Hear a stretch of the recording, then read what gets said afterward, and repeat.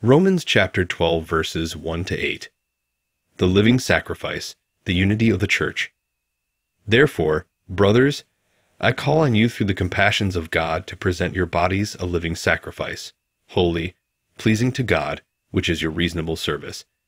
And be not conformed to this age, but be transformed by the renewing of your mind, in order to prove by you what is the good and pleasing and perfect will of God. For through the grace which is given to me, I say to everyone being among you, not to have high thoughts beyond what is right to think, but set your mind to be right-minded, even as God divided a measure of faith to each. For even as we have many members in one body, but all members do not have the same function, so we the many are one body in Christ, and each one members of one another, but having different gifts according to the grace given to us, whether prophecy, according to the proportion of the faith, or ministry, in the ministry, or the one teaching, in the teaching, or the one exhorting, in the encouragement, the one sharing, in simplicity, the one taking the lead, in diligence, the one showing mercy, in cheerfulness. Quoted from the literal translation of the Holy Bible.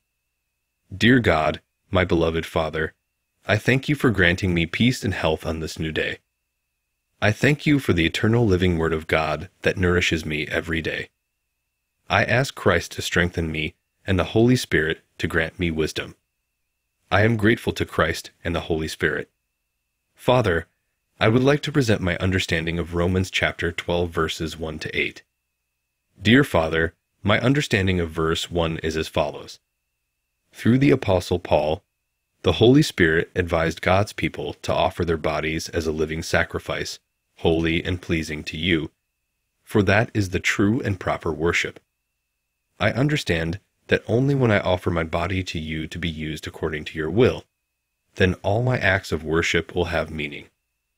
Otherwise, my worship would only be external rituals. The true worship that you seek is in spirit and truth, meaning the worship that is in accordance with my understanding of your will and obedience to your will. You have shown mercy to me by granting me salvation and a position as a priest to worship you and intercede for others. My body has been sanctified and has become the temple of God, as the Holy Spirit resides in me. But you want me to voluntarily offer my body to you to express my gratitude and obedience to the highest degree. For when I offer my body to you, I no longer live for myself, but for Christ, and die for him. As a living sacrifice, my body will be used by you to perform good deeds of righteousness. Dear Father, my understanding of verse 2 is as follows. Although I live in this world, I do not belong to it and must not conform to its ways. I need to transform my way of life according to the new knowledge in my mind, which is the understanding of your will for me. Then I can prove to myself and the world that my new way of life is good, pleasing, and perfect according to your will. Dear Father, my understanding of verse 3 is as follows. As a child of God, I cannot be conceited and consider myself more worthy of respect than others. I must follow the example of Christ's meekness and humility. Those who are not meek and humble cannot love others as they love themselves. I must know my true value, which is given by you, so that I will not feel inferior to the world. I must acknowledge that everything I have and can do is by your grace, so that I will not be proud. I am content with what you have given me, knowing that everyone is different, so I will not envy others. Dear Father, I understand verses 4 to 8 as follows. Every person of God is a member of the same body, which is the church, also known as the body of Christ. Every person of God has a different task to contribute to the building of the church.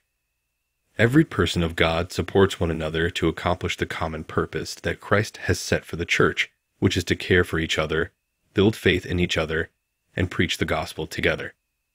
I understand that the Holy Spirit has given each person various gifts to build themselves up and build the church together.